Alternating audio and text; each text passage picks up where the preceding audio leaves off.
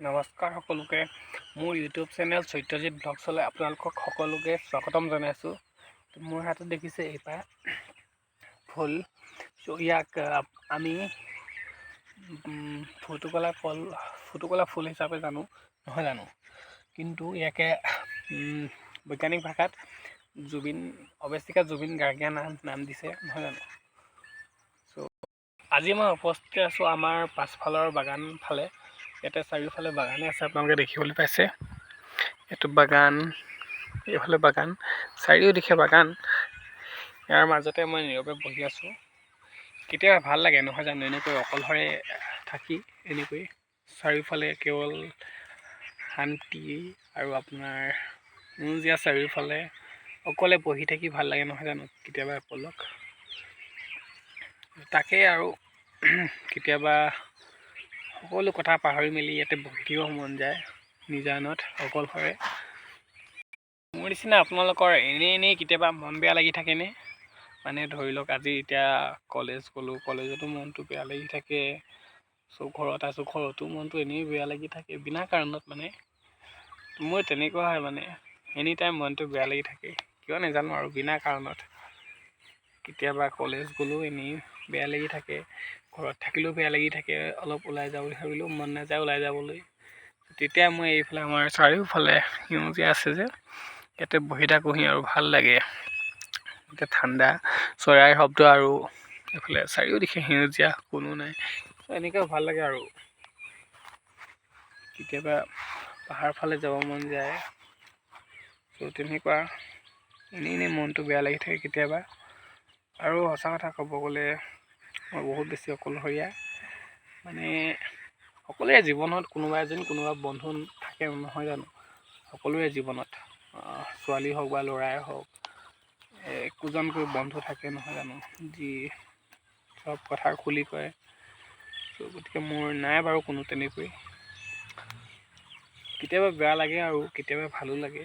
আজিকালি যিহে মানে আপোনালোকৰ ধৰি লওক বন্ধুৰ নামত যেনেকুৱা ধৰণৰ মানে আচৰণ কৰে, বা আজিকালি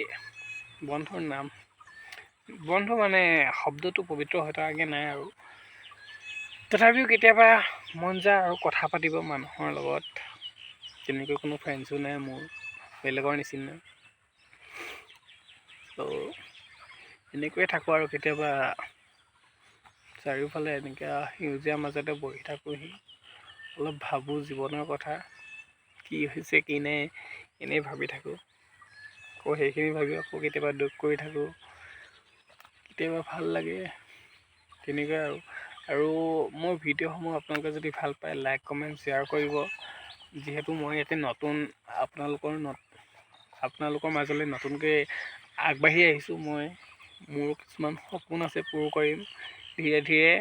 আপোনালোকে যদি মোক ছাপোৰ্ট কৰে তেতিয়াহে আগবাঢ়িব পাৰিম আৰু কিছুমান দেখা সপোন পূৰ কৰিব পাৰিম। মোৰ বাবে বুলি নহয় আৰু কিছুমান সৰু সৰু সপোন আছে, মোৰ নিজৰ বাবে নহয়, বেলেগৰ বাবে কৰিবলৈ কিবাকিবি। যদি এনেও বৰ্তমান আমি হ'লোঁ মধ্যবিত্ত ঘৰৰ, পঢ়াৰ লগতে যিহেতু অন্য বৃত্তিও লাগে কেতিয়াবা, আমি সেইবোৰ নিজে কৰি ল'ব পৰা নাই। তথাপিও বৰ্তমান সময়ত ডিজিটেল যুগ, নহয় জানো? গতিকে এই ডিজিটেল যুগত আমি যদি নিজকে অলপ খাপ খুৱাই থাকিব পাৰোঁ বা ডিজিটেল যুগৰ লগত অকণমান চলি থাকিব পাৰোঁ, লগতে আৰ্থিকভাৱেও যদি কিছুভাৱে সকাহ পাব পাৰোঁ, তেন্তে ডিজিটেল যুগো বেয়া নহয়। সেইবাবে মই এই চেনেলটো খুলিছোঁ, যাতে পঢ়াৰ লগতে অকণমান খৰচ বুলি নহয় বাৰু, এতিয়া মোৰ অহা বছৰত ডিগ্ৰী শেষে হ'ব বাৰু। তেনেকৈ আৰু ধীৰে ধীৰে চেনেলটো আগবঢ়াই যাম বুলি ভাবি আছোঁ। তাৰ বাবে আপোনালোকৰ ছাপোৰ্ট লাগিব আগবাঢ়ি যাবলৈ। কিছুমান সৰু সৰু সপোন আছে, পূৰ কৰিম। মোৰ বাবে বুলি নহয়, অসমখনৰ বাবে, সমাজখনৰ বাবে আছে, অঞ্চলটোৰ বাবে। আমাৰ ইয়াত কিন্তু আপোনালোকৰ নামনিৰ ফালৰ দৰে আমাৰ ইয়াতে মই এতিয়া বৰ্তমান যোন ঠাইত আছোঁ ইয়াতে মানে এনেকৈ কেমেৰালৈ কোনো ব্লগছ নকৰে, কিয়নো আমাৰ ইয়াতে সকলো লাজ কৰে আৰু আমাৰ ইয়াত তেনেকুৱা কোনো নাই মানে, সেইটো কাৰণে মোৰ অকণমান টান লাগে বাৰু ভিডিঅ'বোৰ বনাবলৈ। চ' তথাপিও সাহস কৰিছোঁ অলপকৈ। মোৰ আজি ইউটিউব চেনেলটো খোলা প্ৰায় 2 বছৰ কমপ্লিট হ'ল।